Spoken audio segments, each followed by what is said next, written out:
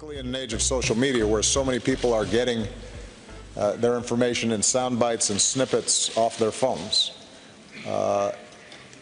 if we can't discriminate between serious arguments and propaganda, then we have problems. That's President Obama this week calling the growing problem of fake news on the internet a threat to democracy.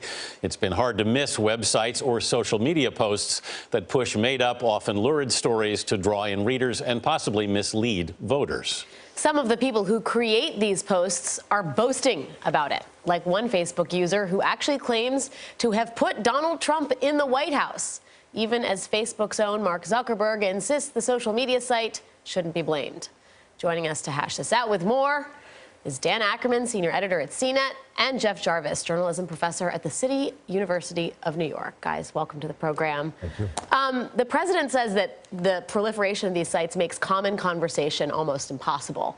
To what degree do you think this is going to prompt a review in terms of how some of these social media sites make their money and where they take their information from? You know, these social media sites, they're built off of user engagement. They're very technologically driven, so they're content agnostic in many ways. So they haven't had to deal with whether something is real or not real or true or not real. They're just looking to engage their users. Now they see there are consequences to that. They're going to have to figure out a way to remain relevant to people and still not, have a disservice happen to like kind of their business interests.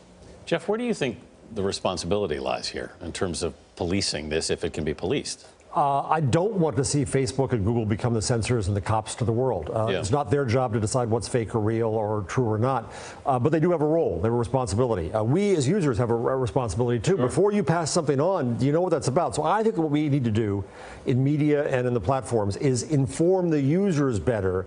Before you post something, you might want to see, well, the New York Times looked into that or BuzzFeed looked into that. Right. It's not right.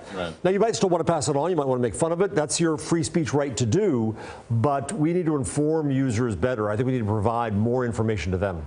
Dan, it's not just social media, stories passed through social media. The New York Times is also reporting on chat bots, which help circulate and spread misinformation and otherwise confuse folks, right? And it's interesting because that's one of the big growth areas in terms of technology and AI is figuring out how chatbots can interact with people in an authentic way. But the way we want to do it is for customer service or support or things for that. But people are using that technology now to create these conversations and almost gum up the works with fake news and fake conversation rather than what we should be having, which is real conversations. Well, so what are Facebook and Google doing at this point to deal with this, or what can they do? I think that they're trying to get rid of some of the worst accounts, Twitter as well. I just put up a post this morning that talks about 15 ways that we think we can improve the way this works. That includes us in media. Yeah. You know, the problem is we abandon this notion of social media. We say, no, you have to come to our site and watch our show or read our story. So a site like Occupy Democrats, which isn't always fake, it's often very good, just makes memes. They get 100 to 300 million impressions a week. Yeah. Why isn't the New York Times, why isn't CBS there making memes similarly so people can pass this around in their conversations with truth and journalism and facts? Was there, you know, we hear that there were certain sites that propelled misinformation about Hillary Clinton more than Donald Trump. Was there asymmetry in terms of fake news leading up to the 2016 election?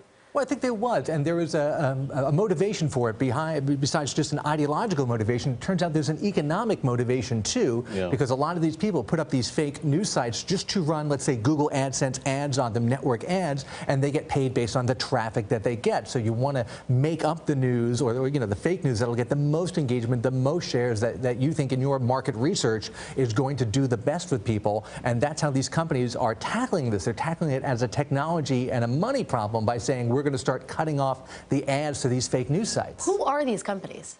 You know, a lot of them are just individual guys who figured out a way to churn out fake news and just slap ads on it. If it made more sense for them to put up, you know, stories about cooking or flowers or any other topic and put ads on it, they would do that. They found out fake news is where the money is. Dan Ackerman, Jeff Jarvis, it's a brave new world. Thanks for your time.